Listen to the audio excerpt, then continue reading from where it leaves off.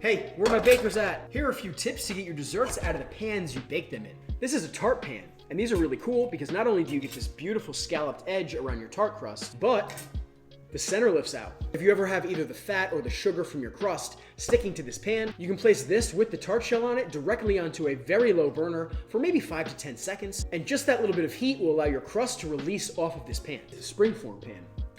As the name states, this has this buckle on the side and will actually open up and release the ring from the bottom of the pan. So if you use this for a cheesecake, you still have to get the cheesecake off of here after you take it out of the refrigerator. And that's where, again, the burner trick comes in very handy. But with both the springform pan and the cake pan, you can set these into a little bit of hot water, and about 30 seconds to a minute in that hot water will accomplish the same thing as putting it on the burner. You can even use a warm, damp kitchen towel and just rest your cheesecake out of the refrigerator on top of your warm towel. And again, the heat of the towel will slightly melt that butter and sugar, allowing your cheesecake to come out of this pan.